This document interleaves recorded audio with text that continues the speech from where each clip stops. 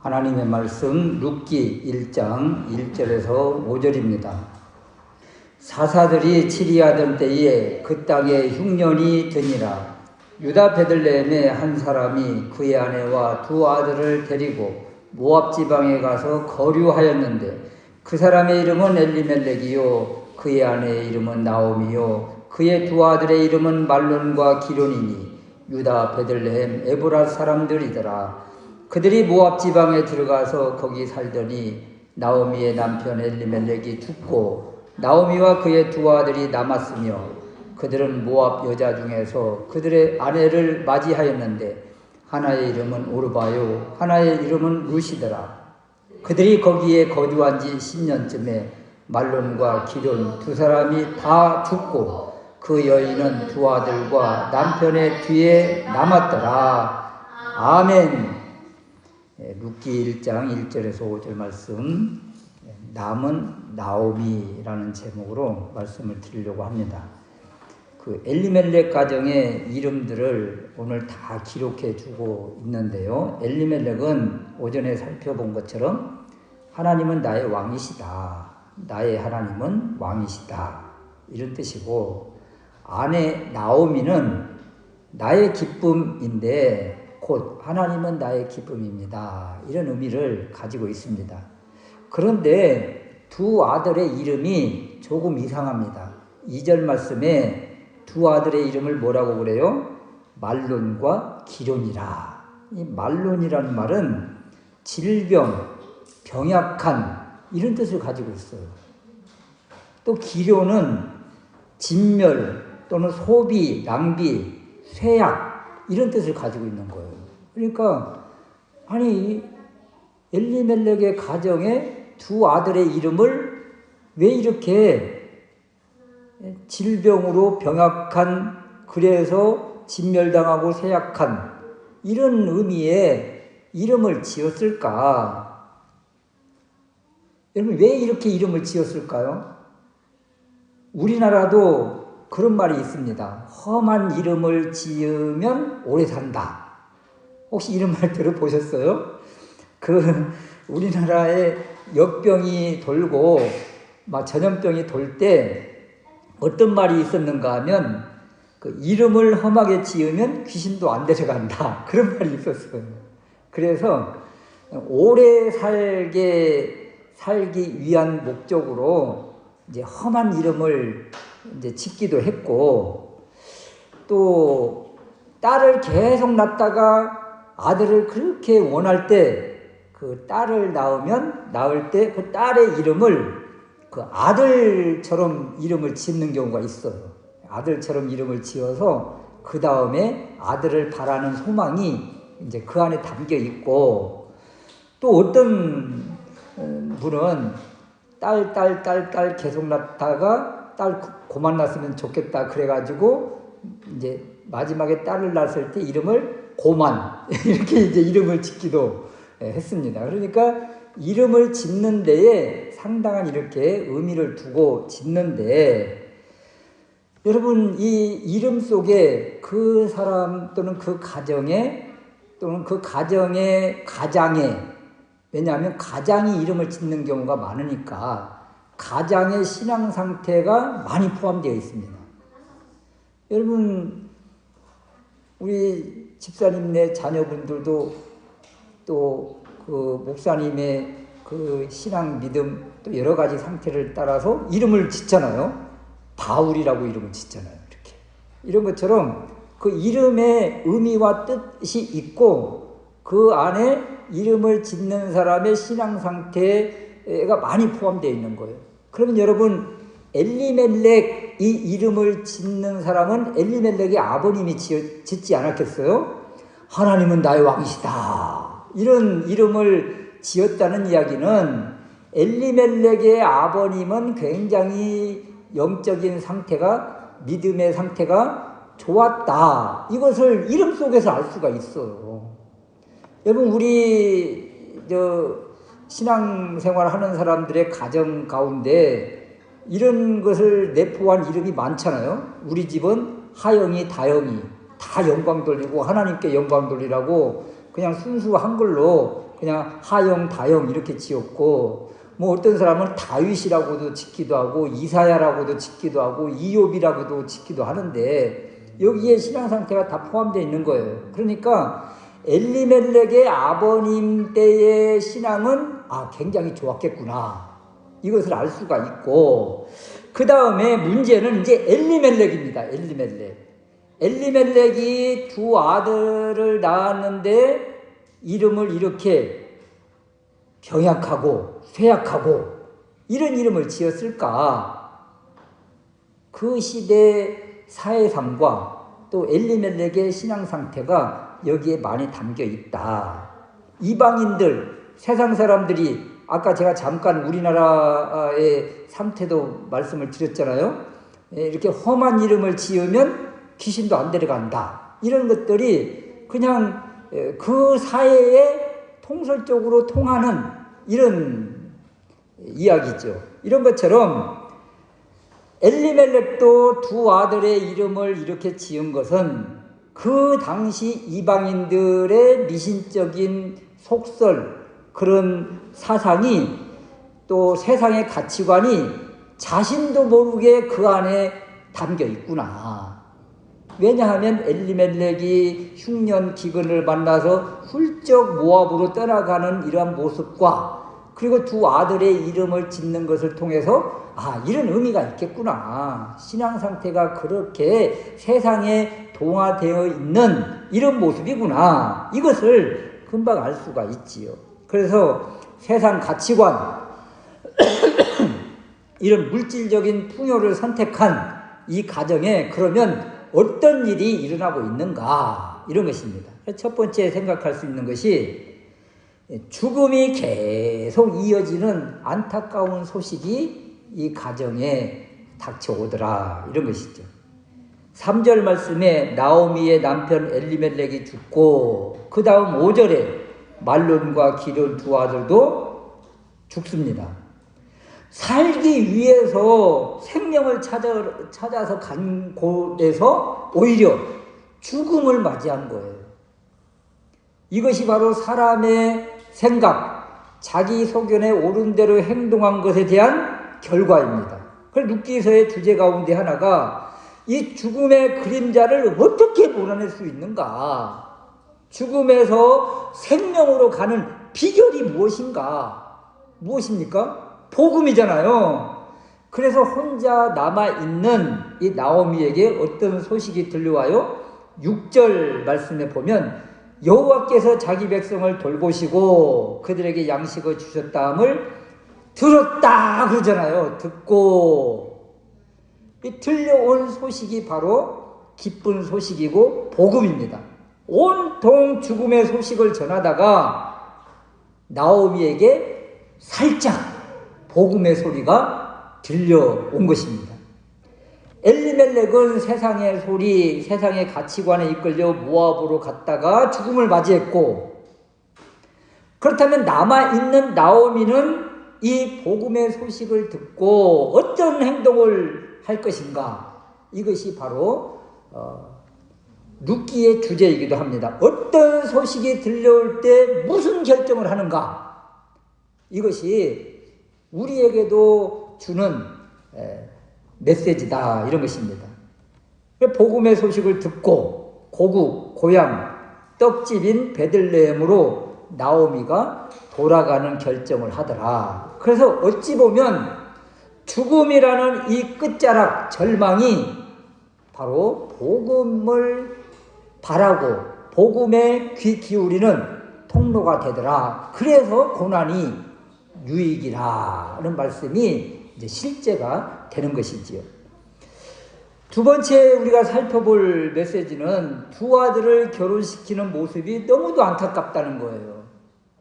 4절 말씀에 그들은 모압 여자 중에서 그들의 아내를 맞이했다. 즉 모압 여인과의 결혼, 모압으로 내려간 것과, 그리고 모압 사람과 교제하는 것, 그리고 모압 여자를 맞이하는 이러한 모습, 이런 것들을 오전에 살펴본 것처럼 이스라엘과 모압의 관계, 그리고 신명기 23장에서 모압 족속은 여호와의 청에 영원히 들어오지 못하리라.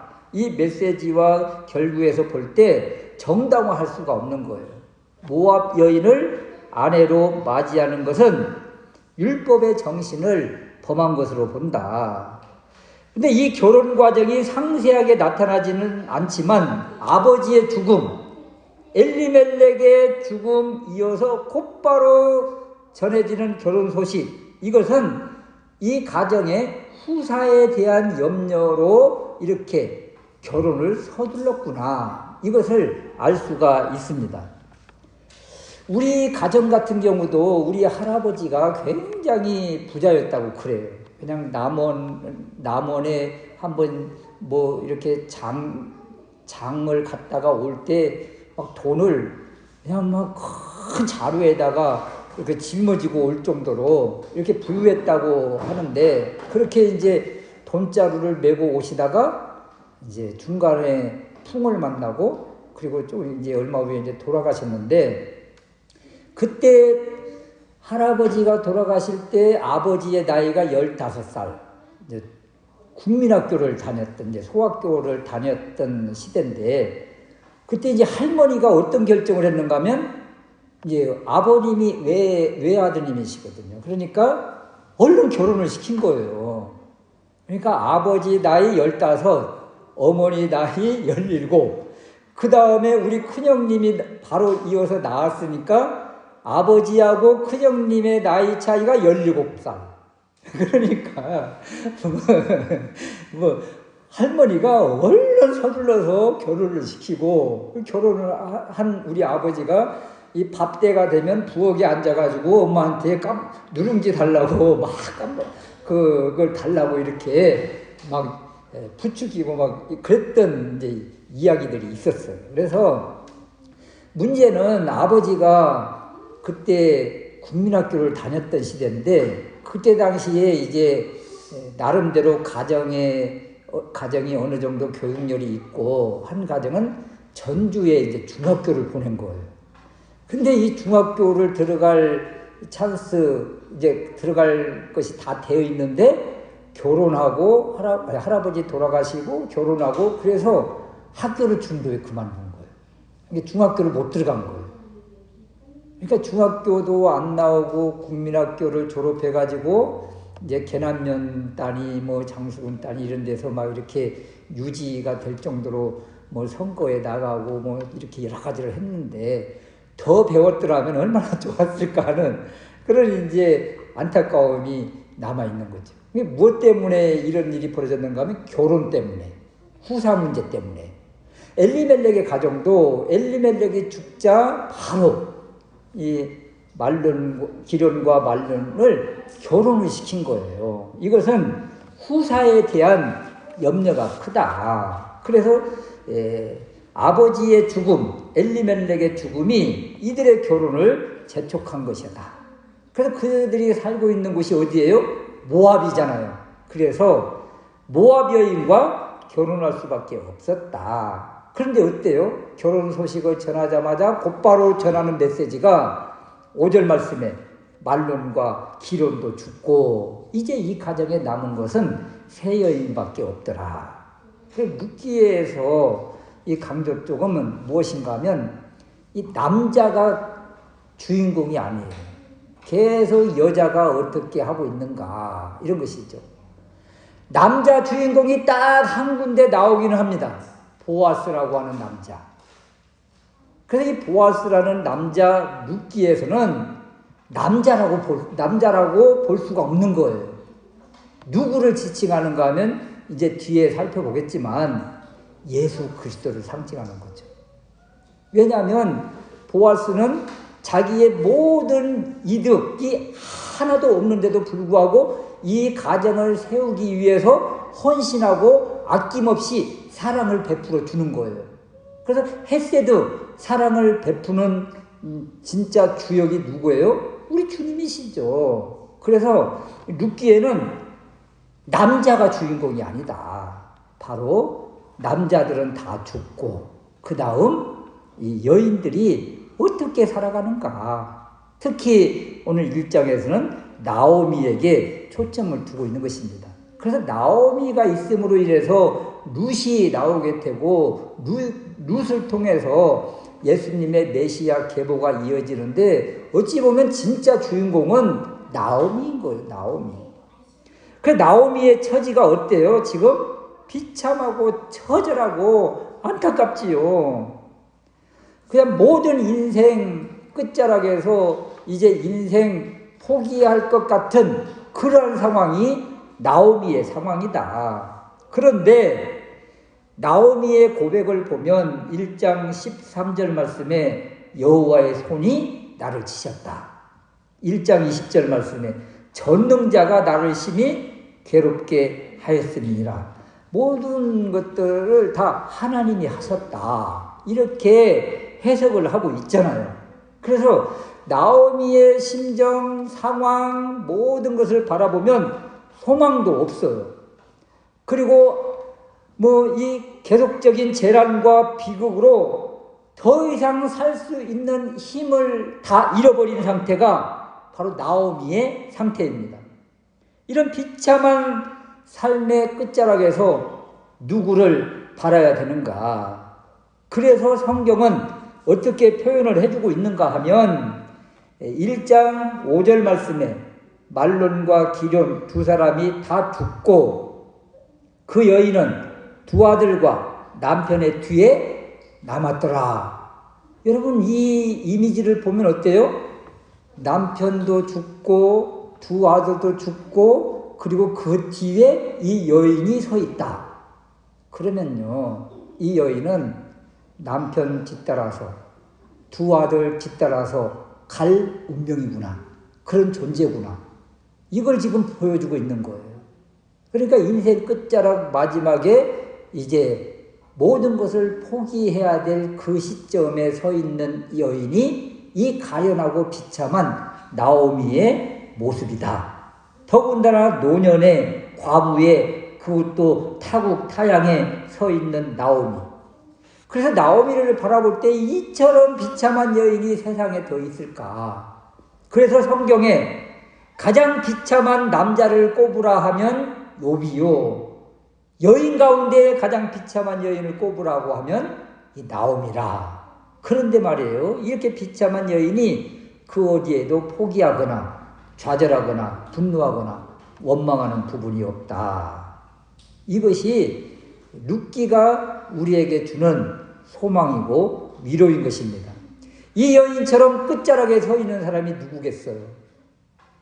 실패 가운데 절망 가운데 이제 캄캄한 인생 아무 소망도 없는 이때 바로 하나님의 은혜가 은혜의 빗줄기가 은혜의 빛이 그 심령 가운데 이렇게 내려앉더라. 이것을 룻기에서는 뭐라고 하는가 하면 헤세드라.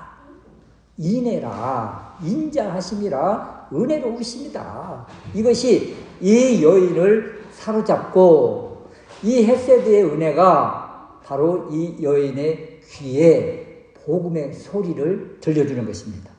그래서 힘들고 어려운 상황 속에서 어떻게 해야 살아남을 수 있는가? 그것은 왕이신 하나님을 고백하고 하나님의 메시지에 귀를 기울일 때 그때 이 복음의 소리가 들려오는 거예요. 절망의 끝자락에서 이 여인에게 어떤 소리가 들리는 거예요. 그것이 복음의 소리예요. 하나님이 부르는 소리예요. 이 소리에 반응한 여인이 바로 이 나오미라는 여인이라. 그래서 우리도 어디에 집중해야 되는가 하면 상황과 환경은 우리를 자꾸 밀어서 절망 가운데 밀어넣지만 이런 때일수록 더 하나님을 바라고 하나님의 메시지에 귀를 기울이면 복음의 소리가 들려온다. 그 소리가 참된 위로이고 소망이다. 복음만이 우리의 살 길이다. 이것을 기억하시고 이렇게 하나님의 말씀에 반응해서 죽음에서 생명으로 슬픔에서 기쁨으로 옮겨지는 우리가 될 수 있으시기를 주님의 이름으로 축원합니다. 아멘.